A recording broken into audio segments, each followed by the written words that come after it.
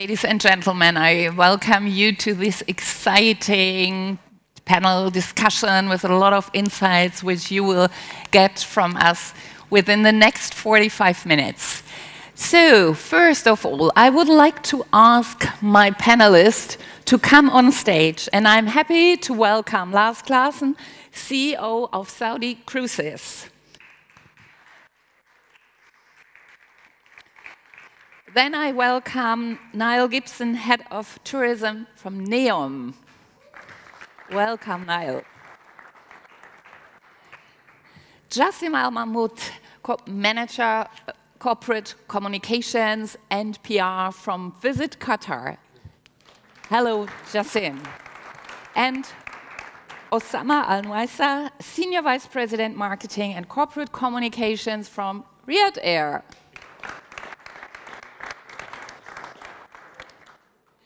Yes, ladies and gentlemen, I think these days on the ITB are quite exciting, and so many topics get to be discussed within that days, and in particular here on the Congress, as usually well organized by Markus Heller and his team, and giving global insights to the tourism industry. And we are focused today and in the blue stage on cruise and mobility. So a very warm welcome to you all. Thank you for your interest, and I'm happy to have this exciting panel. I have to say, we have a little focus on Saudi and Qatar, but I think these are, in particular, the two countries, let me say it that way, which are not anymore new on the market, but as many journalists are also saying, and FVW reported that last week, the evolving markets. We are used to an established market like the Emirates, like Dubai, like Abu Dhabi. We have now about 10 years experience with Ras Al Khaimah, but the world knows for sure Qatar from the FIFA World Cup. And that was, let me say, the big bang to bring Qatar on the world map. Saudi, okay, is such an emerging market with so many things happening. And we hear in the media every day fantastic developments, not only in the tourism, also in the sports industry, a strong political leadership role which is growing. So there is a lot to say and to talk about within the next minutes. Our focus today is for sure the topic, and it's called by the organizers From Flight Destination to Integrated Value-Added Model, Transforming Made in Arabia. And what we do is we will dive into one of the most transformative shifts in the global tourism industry. And the Middle East is the best example for that. Particularly Saudi Arabia and Qatar evolving to these markets from a secondary, maybe now to a primary market, with a lot of interest in the markets also from Middle Central Europe. I mean, you have already a lot of experiences with the Indian markets. I know that more from the Asian markets and also from other Arabian markets, but now the Europeans are coming more and more. And what we also learned is, in the past, we thought you can't travel there during the summer season because it's too hot. And what we see, yes, it is hot, and it's getting hotter every year, but the Germans, I can speak in particular for the Germans, are nevertheless keen to come because the prices are reasonable. And when we see the price development in other very important markets to our industry, prices have grown incredibly within the summer season. And in your area, it's exactly the opposite way around. You have the high price season in the season where it's not that hot. And people love to have it a little bit cooler. That is what people think. but we see a huge development in the hot season. So, key driver to this transformation is a vertical shift in distribution, where national airlines, once focused solely on transportation, are now expanding into full tourism value chains. And I have to say, it's not only about the airlines, it's also about the destination marketing organizations who work as tour operators, who take the role with their destination experience on direct booking platforms and reducing dependency from the traditional tour operating market. We want to talk about today about this development and 4 major parts which are influencing this development. And I would like to start to talk a bit with you here on my panel about the infrastructure, because if we do not have infrastructure, we can't grow. That is the basic for everything. And we know that the infrastructure, in particular the airport infrastructure, what has been built during the last 30, 40 years is incredible, while the crew structure is not that known so far, but that is now completely shifting. And therefore, I use the opportunity to ask Lars Claassen. He is the man with the largest and most incredible cruise experience I know.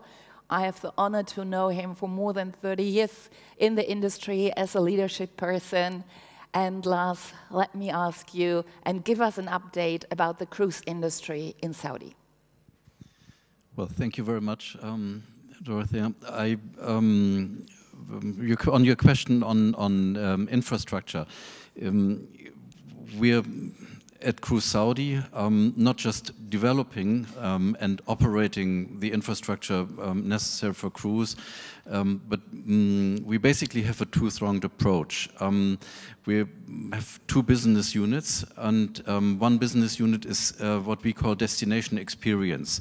That's a B2B business unit where all the cruise companies of the world are our customers, where we try to attract all the cruise companies coming to the Red Sea, coming to the Arabian Gulf, to the ports which we operate, the terminals which we operate, have their guests experience the shore excursions and the destination as such, which is a wonderful destination, I must say.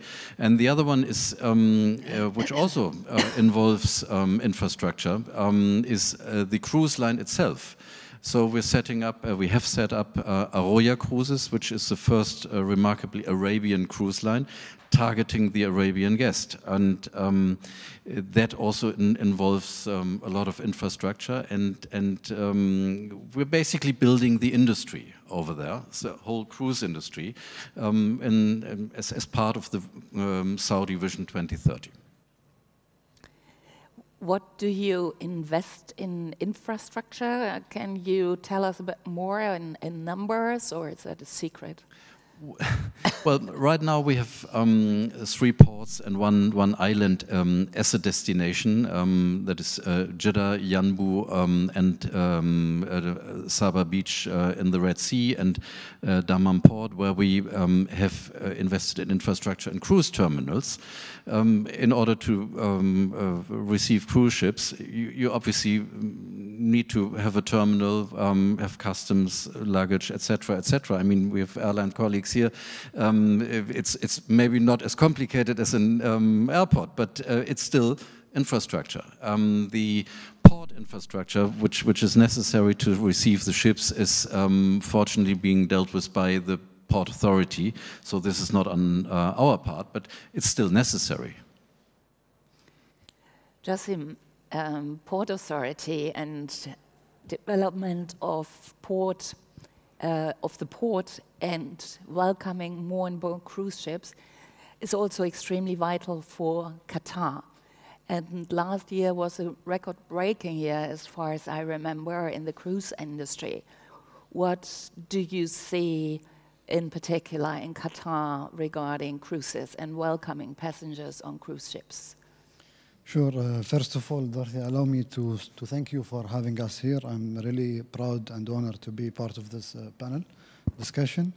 And related to your question, the cruise tourism is considered as one of the main pillars that Qatar tourism focus on since the World Cup. Actually, we have already established our terminal. We have a full setup ready there. We hosted already two of the biggest cruise during the World Cup to serve as temporary hotels for the visitors, and this works successfully.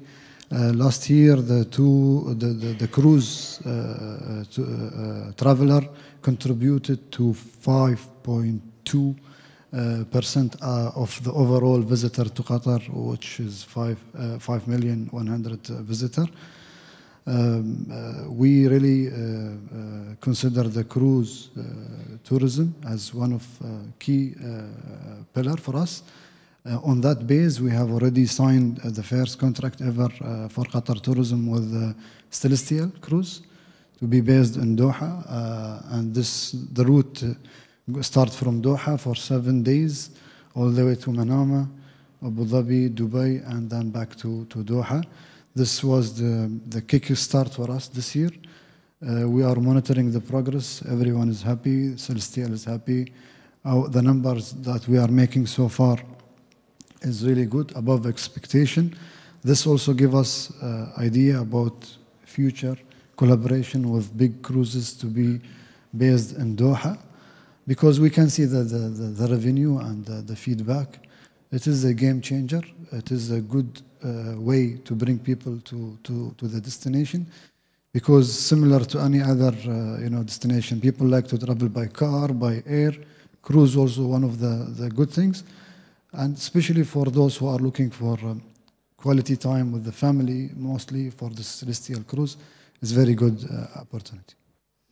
And the hospitality industry in Qatar and Doha, are they happy to have all the cruise people there? Don't they want to have the people in their hotels filling up the beds? We are ready, actually. The hospitality sector in Doha is ready and well equipped, and that's referring to your opening when you said you have to have a infrastructure. Infrastructure in Doha is well ready before the World Cup, because similar to Saudi Arabia, we have a vision of 2030. So this was part of the plan. However, the hosting the World Cup expedite many of the projects, changed the priority for us. So hospitality sector is well established. Hotels are there, services are there. When you mentioned that the quality or the price of the packages for Germany to visit Saudi or Qatar is fairly cheap, and I would like to add that it's comparing to the price, the quality of the service that you will have is a very top class. And being an insider, being a local Qatari, saying this, I might be emotional, but I invite everyone to come and experience the hospitality in Gulf region in general. So we are doing very well. I can guarantee you this. Yeah, I agree. And when I remember when I was in December in Doha, I saw the cruise ships and I saw AIDA people cycling the Corniche. This is super easy because, as you said, the infrastructure is there. Our port is Old Doha port is based exactly in center of Doha, in the Corniche. Mm-hmm. So once you arrive, many attraction within walking distance, especially if you come starting from October up to end of April. This will be a very great experience for you. Yeah, absolutely. So let's come on land or on air. Osama, what challenges do you see in synchronizing air traffic and cruise business, and what opportunities do you see for an airline in being particular a type of tour operator or trader, or more than just an airline? Well, thank you, Dorothy. It's a pleasure to be here among the esteemed guests and viewerships as well. Generally, as a Riyadh Air, as a new national carrier, is being launched into the aviation, and we consider ourselves in the hospitality business. We will fill the gap that we see, definitely the connection between Riyadh as a city. But let me go back to the step of saying airlines are the first guest impression to a country when it comes to hospitality. So whenever we take the ethos of a country, we like to see ourselves in Saudi that we are, famous for our hospitality, and we reflect that among the first guest impression into, whenever you step as a guest into that aircraft or get on board our aircraft. So making sure that there's a warm and authentic hospitality is a key indicator. However, let me go back to as well, how do we integrate as well? Generally, we are a main support vehicle to the tourism body generally, and we support the cruise industry, we support the hotel industry as well, and the hospitality, the food and beverage, and again, we're a connector. We move or connect people, and we connect cultures as well from one destination to another. So I think there's a lot of remit of where the airline will sit and define itself when it comes to the travel and hospitality business. But there's also more remit that we see in terms of different destinations in Saudi. Center of gravity, this is what I would like to probably recall when we talk internally among ourselves as a team. Riyadh, Saudi Arabia, is complementing the region, complementing the Gulf in a way, but also adding to the roster of different and wider destinations. What we see in Qatar, what we see in UAE and Bahrain and the region will add more options, but also what presents itself as well as a unique opportunity is more that you see on the raw culture and heritage whenever you visit Saudi. And that is something unique that I would probably recommend everyone within the audience to come and visit the Saudi tourism stand and engage and see more about the wide destinations such as Dir'iyah, Al-Ula, and so on. Sorry for my cough. It's hard since about 8 weeks. Yeah, thank you. So we are now a bit into the Saudi one, and I bridged to NEOM. This is certainly one of the most exciting land developments, infrastructure, house developments, hotel developments, however I name it. How name I it correctly? Well, good afternoon, everybody, and thank you very much for having me on the panel. I am delighted to be here. This is my 25th year, I think, at ITB. I ran Irish tourism for 20 years, and now I've left the rain for the sun in Saudi. It's the same. Yeah, I know. Moving from Hamburg you came from Saudi. the cold, not the rain. And it really has been a transformational journey. And I think from a tourism perspective, Saudi Arabia has burst onto the world scene in 2019, and it is really, I think, posing an invitation to all of us to come down and experience this new part of the world. It's really exciting what's happening down here, and it's been a real honor and privilege to have been asked to come down and help on that journey. To put NEOM in perspective, NEOM is one of the giga projects as part of Vision 2030, launched by His Royal Highness. Saudi has opened its doors in 2019. NEOM is yet to open its doors, but there is a lot of work going on. It's based in the northwestern part of Saudi Arabia. It's about 26,500 square kilometers. That's about the size of Belgium, so it's quite a big area. It's right on the coast of the Red Sea, which is an amazing resource. And we also are putting together one of the biggest and most exciting infrastructure projects in the world. I won't go into all of them now, but for example, we will host the Asian Winter Games in 2029 in our ski resort in Trojena.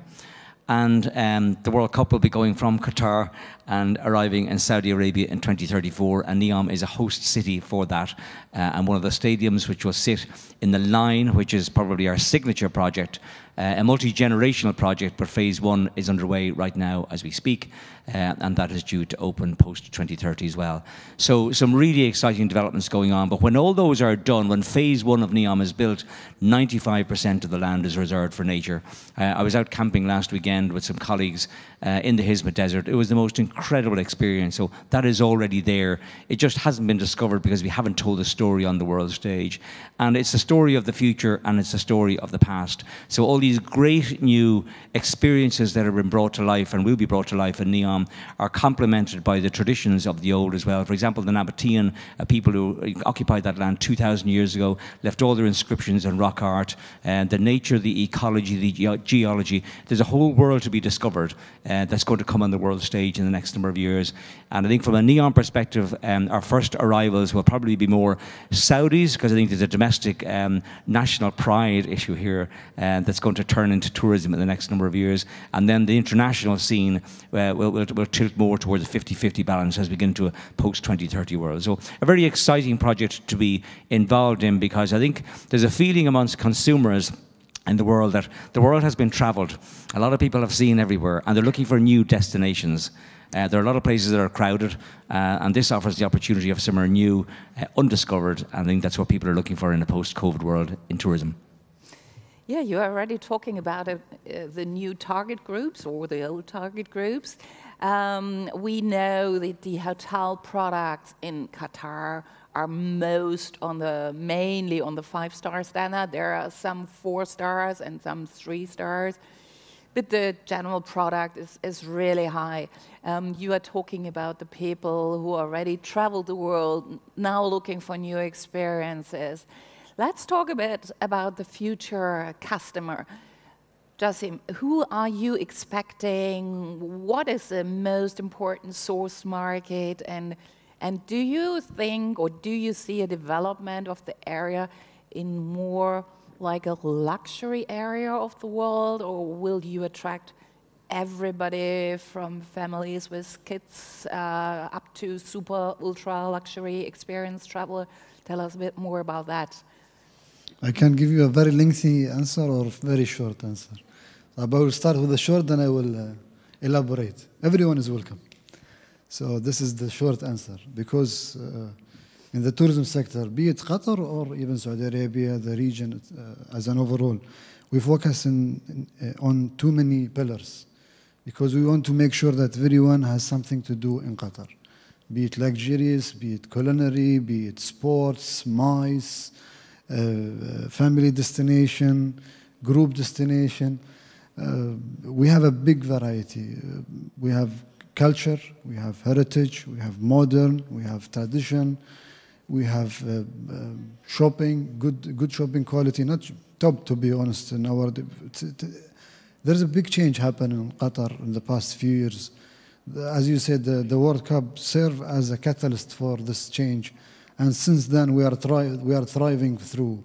Even the number of travelers have increased from 2.5 during the World Cup up to 5 million, doubling the number. So this is a great sign that we are trying to work in a system, not random, but to accommodate as many travelers with different interests as possible, because we do have the capability, we do have the infrastructures, we do have the variety.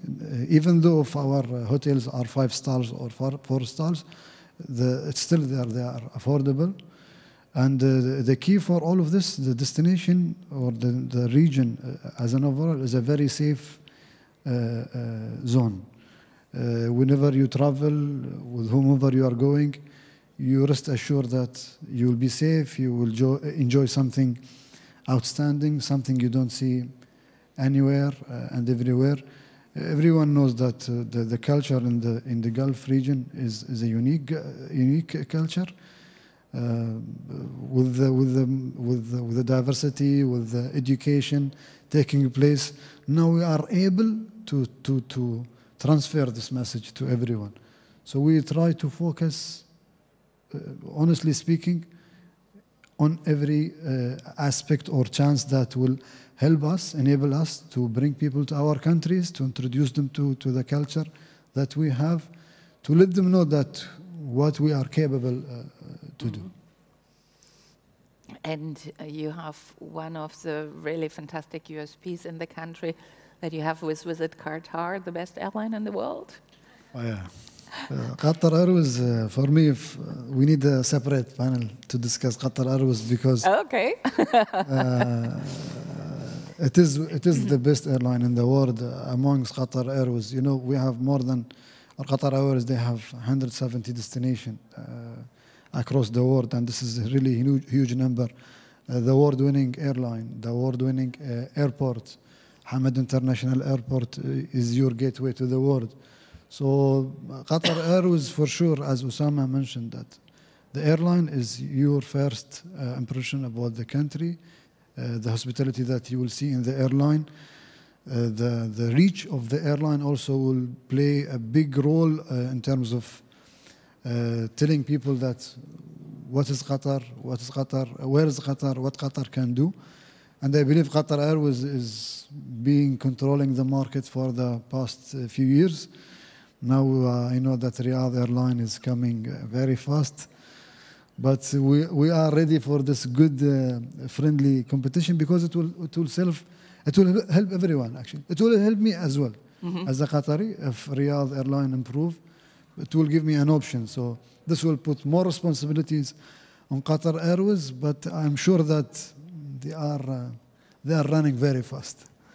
So, Osama, you have to do a really good job now, that's for sure now. Well, I would say Riyadh Air is coming. That's the message that we want. Definitely, we entertain the idea of more options for the guests at the mirror.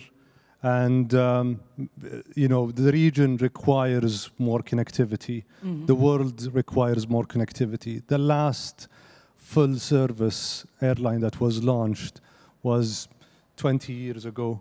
So, you know, I would say Riyadh Air is going to serve among others in the region, but also globally.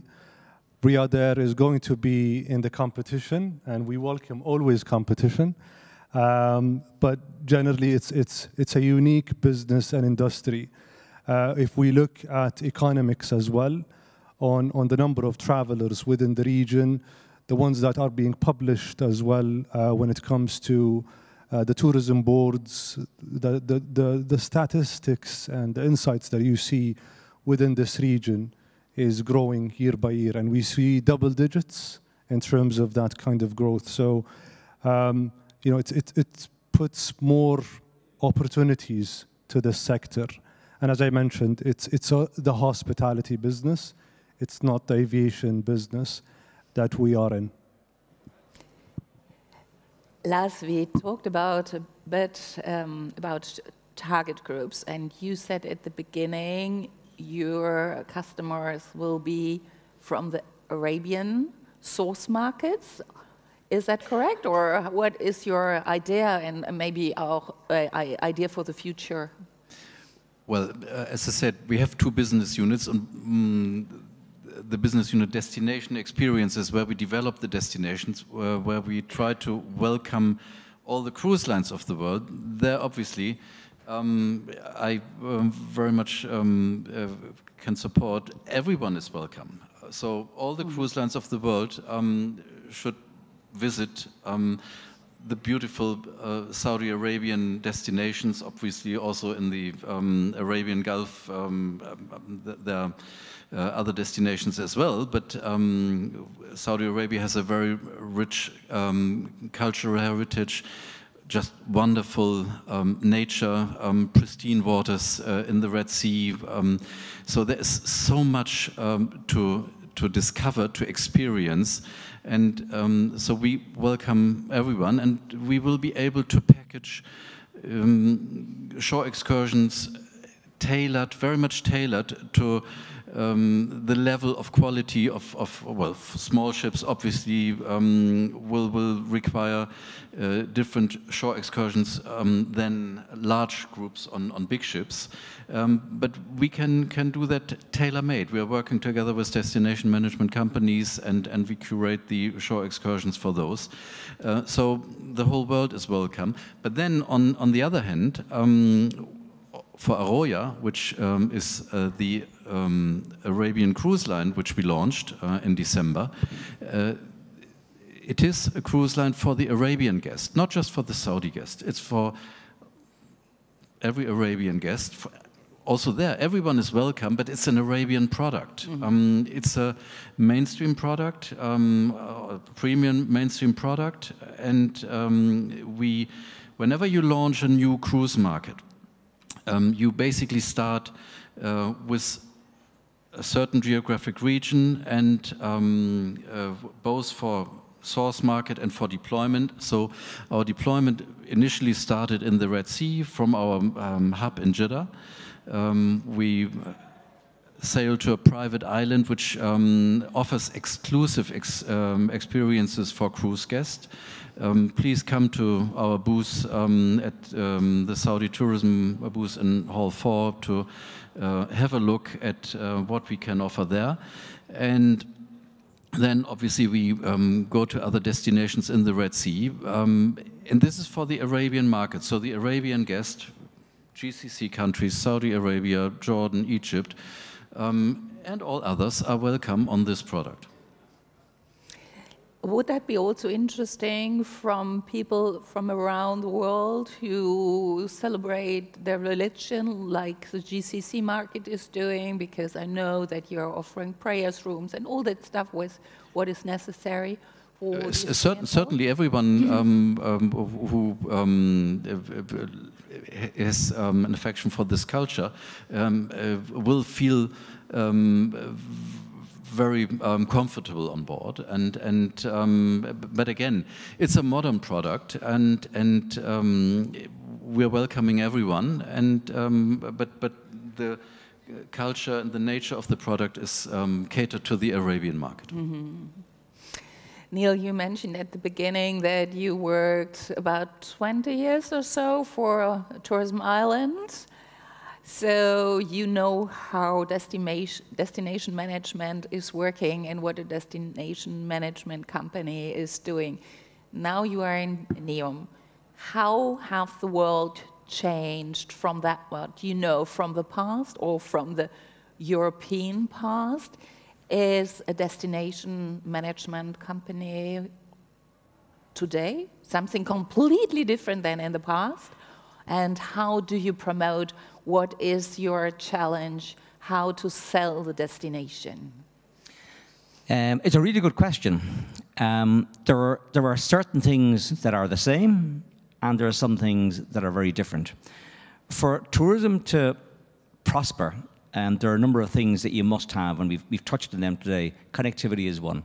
If you don't have connectivity, you won't succeed as a destination. And you need not just connectivity, it's direct, competitive, and convenient access, because, I mean, the region, while it's getting better served, I think there's still more scope, and it'll be great to have Riyadh there, but even in the last 30 years, Emirates, Qatar, Etihad, and Riyadh will be setting new standards for connectivity, and I think that's going to be good for the region. The second thing you have to have is really good accommodation. But it's not just about building hotels, because at the end of the line, customers are looking for experiences. They're looking to come away from their vacation enriched. They want to be able to go home and brag about their holiday to their friends, that I went to a better destination than you, and have that conversation. And that word of mouth is so important for tourism. And I think that's the challenge for newer destinations in this region, including Saudi Arabia, and when NEOM comes on the stage as well. How do you tell your story? What is your narrative? How do you encourage people and jolt them out of their mindset, which is perhaps to go somewhere else? I mean, 1.6 billion people traveled around the globe last year. That'll increase by maybe 2 or 3% every year for the next 10 years. So how do you win market share in a world where we're bombarded with messages all the time? How do you get through? What channels do you use? And you talked about the visitors of the future. I mean, they're the young people of today, and the consumption of media that they're using is very time limited and very short, and we're going to have to find new ways, I think, to get our message through. That'll be a challenge for destinations. But above all, you know, air connectivity and sea connectivity as well, attractions and events present a huge opportunity to new destinations. And we see the success of the World Cup in Qatar, for example, a great example. And there's always skepticism before big events. The international media will always look for, I remember this, the London 2012 Olympics as well. I mean, for the 2 weeks running up, we thought it would never happen. And it turned out to be an amazing success. And the success doesn't come during the event itself for tourism. It's in the years afterwards. It's the glow that it leaves. So I think having those events, so you got the accommodation, you got the air connectivity, you got the events, but above all, it's about the experience. 2 weeks ago, I went down to Red Sea Global, which is another one of the giga projects, as they call them, in Saudi Arabia. It's about a 4-hour drive south of Neom, and they've opened up 2 hotels so far, 3 hotels actually, but one was the Ritz-Carlton Reserve, and one was the Sixth Senses, and I went to see both of them, stayed in one, and I have to say the experience was outstanding. What made the difference? The people. The people made the difference because they went above and beyond what I would have expected and what I've experienced in all the destinations that I've seen around the world. And this was, I mean, outstanding. And what do I mean by outstanding compared to somewhere else? I had a very bad cold when I got down. The concierge immediately noticed that. They went off, they made a little brew of special tea with honey. There was a little note written by someone in the kitchen that made it. And it was just those little personal touches that went beyond the ordinary, that made it extraordinary. And that's why I'd be confident, you know, about the future of this region, because I think when you can bring on experiences like that, people will talk about them. Word of mouth is the most powerful form of marketing. And it's going to be a long journey, but it's going to be really exciting. You both talked, Jassim, you as well, about the people and the hospitality, which I personally also experienced. Looking to the future, because you know, you are talking more about the future. What type of hospitality is that, and is that so different from the hospitality we know from the European markets? And who are the hospitality drivers and the people behind? I think what we need to be very careful about in this region is that we're not here to deliver a European experience. The Europeans deliver a European experience and do it extremely well. 600 million people visit Europe every year. And you've got your Romes and your Paris and your London and your Dublin, and all those things offer a great tourism experience in their own right. I think what's really important that experiences in this part of the world speak to the local experience and give people a taste of what it is like here. I was out in the Hizma Desert, as I said, on a camping trip last week, or a glamping trip, and I spent time with local Bedouins, and they told me their story. They told me where they grew up. Many were born in tents in the desert. And it was fascinating to hear about their stories, about their families, where they're from, the tribal system. I knew nothing about this, but this was something that me and the people that I brought who were from Europe were enthralled by, because we hear about it, but we don't know about it. And we felt we came away feeling we learned something about the people and we learned something about the region. And they were fantastic. And we learned about what they ate, how they sourced their food, all these stories that brought the destination to life. It was very simple, it wasn't high-end, but it was most enjoyable and was fulfilling. And that's what makes the difference of tourism. And I think for these destinations, you know, Qatar, Saudi, all the destinations in the MENA region, how do you bring your story to life? That's the key thing. And how do you make it special? So when people go home, they can say, yes, I felt the welcome. You know, I felt the welcome. It was distinct, it was different, and that's why I'd encourage you to go. We heard already a lot about the transformation process in Arabia now, from different point of view, from different type of companies, airline, cruise, destination. So coming to almost to an end, we have still 6 minutes left in our exciting panel here. I would focus a bit on the last point. This is really distribution and business models.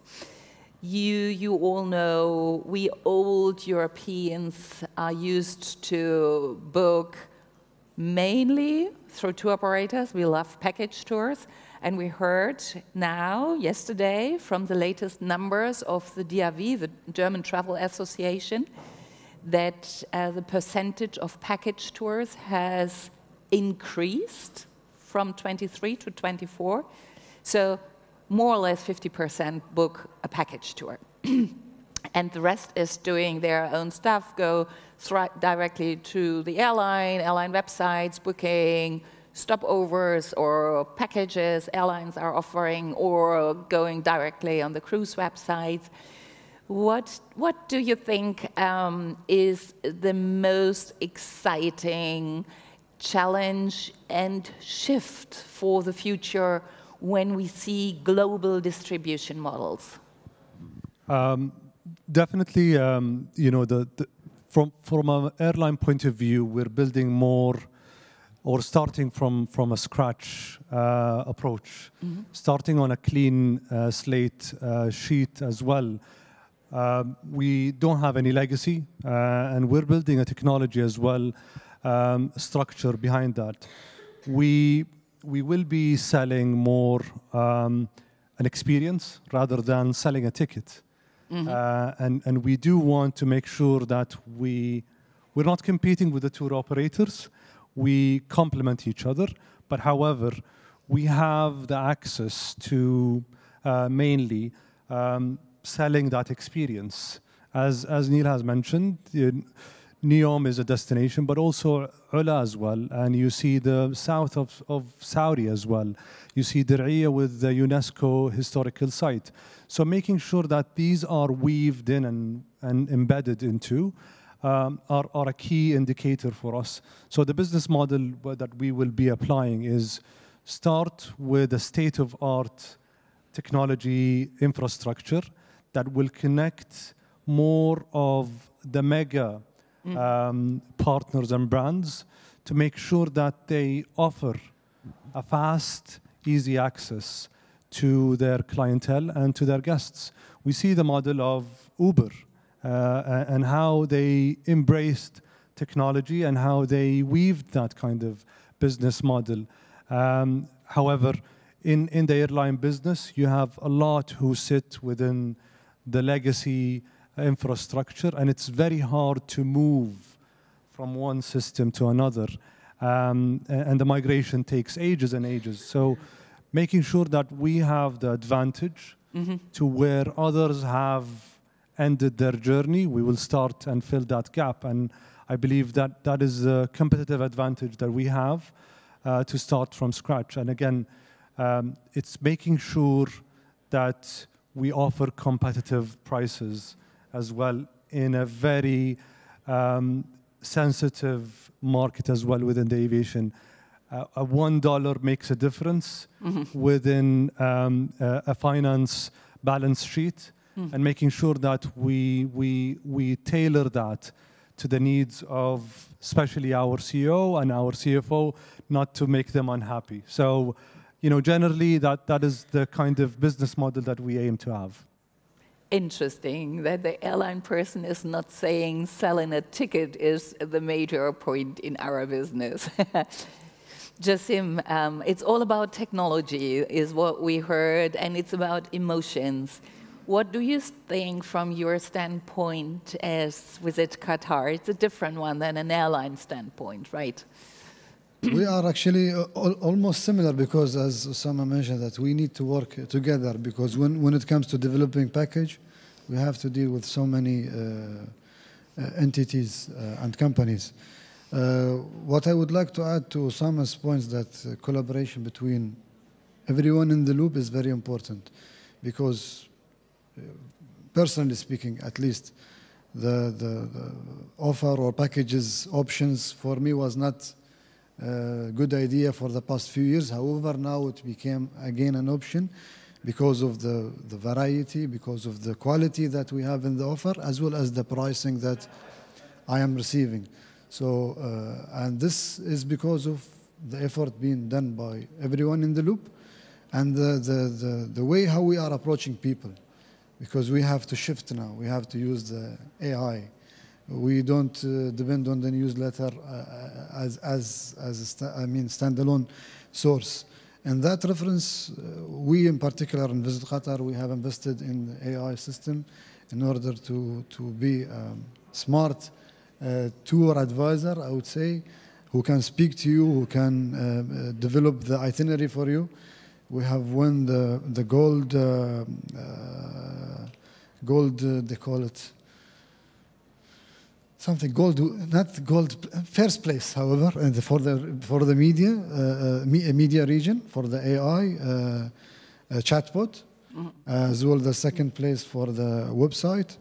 This tells us that moving towards technology and involve it in developing the packages is something that we have to focus on.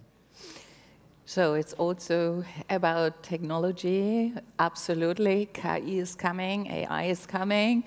Although we are making most of the business still today with good old tour operator packages and travel agencies.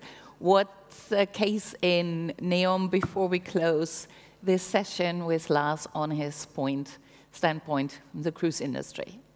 First NEOM, and I started with Lars and I close with him.